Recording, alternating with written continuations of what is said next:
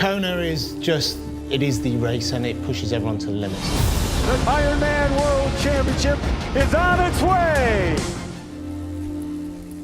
The highlight of anyone's triathlon career. Here to test the limits of what the body and spirit are capable of. It's in Hawaii, there's strong winds throughout the course. Such a horrendously hard environment. The World Championship is the world's elite doing Ironman distance, so 3.8K swim, 180K bike, and a marathon 42K to finish. It's a hard race, and when you survive it, it's such a big reward. So when he got the opportunity to go and race there, that was really exciting. When I was in Kona in 2002, Delphine was pregnant with Rio. You know, it's an emotional trip on all sides. Our first child's on the way. As I crossed the finish line, I always remember turning around to Delphine, just saying, one day I want to come back with my son and race together, never knowing how the story was going to unfold.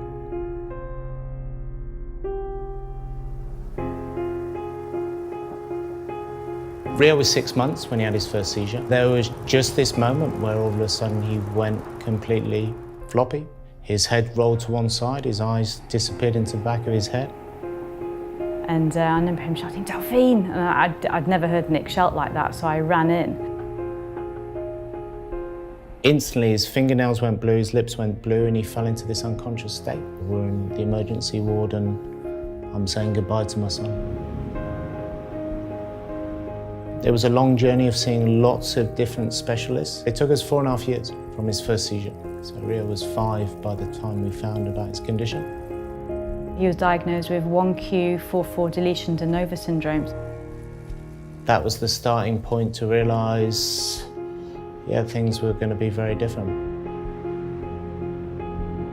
He will always need help and assistance on a daily basis. So that puts a different perspective on anyone's life. Just basic coordination skills, fundamentals, speech, balance, stability.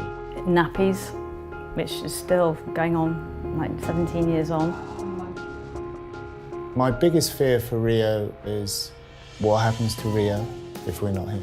Yeah, that keeps me awake at night a lot. It terrifies me. I feel I've lost my identity a lot. I feel Delphine died a long time ago. I feel now I am a caregiver. It did put a big strain on our relationship. It broke us financially twice, but then it just all started to fall apart. At one stage, Delphine turned around and said, "Look, you don't look very well, you look very pale. Go and see someone." And they came back and found and said, there's a 6 centimetre lump in your colon. If you don't remove it, it will be cancer. That was just terrifying as well, because suddenly I was like, I've got a child with disability, we've lost a business, and my husband's about to die, of colon cancer, and I just thought, how am I going to do this? And it's just going terribly wrong. We went in, we had surgery, and woke up in the hospital. One of the first things he goes was, I need to do an Ironman. I need to get back into triathlon. She just turned around to me and said, "Have you ever thought about racing with Rio?" And I was like, wow, how? And started to do the research, and the research leads you to Team Hoyt, who back in the 80s did Kona. This guy's an absolute legend, doing this with his son, and you could see how content his son was. The biggest smiles. You want to go on the bike? Yeah? Maybe this might be something for Rio. Maybe this might be my way of connecting with Rio as a father. And we looked at preparing ourselves for a race. But there was a concern, we didn't know if he'd like it. You good? What if he had a seizure? Yeah, lots of different scenarios were going through my head, like what if? We had an agreement, and it's always our agreement. If Rio's not happy, we stop. The second race, which was called Challenge Dubai, was the kind of key point. We're 60K in. I'm spent entirely. This hurt. And it's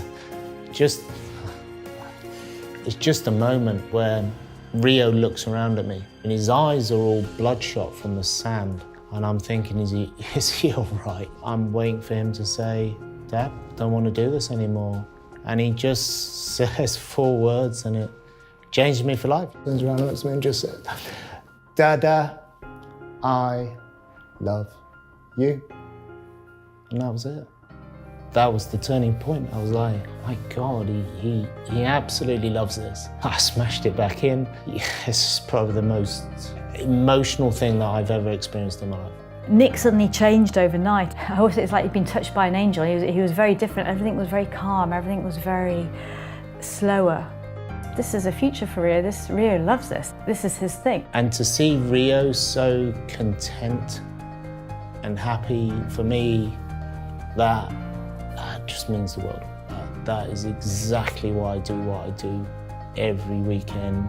And I remember when Tia was born, she changed the energy in the family for definite. She's been remarkable. And she's brought out a side in Rio that I don't believe we would have ever seen if it wasn't for Tia.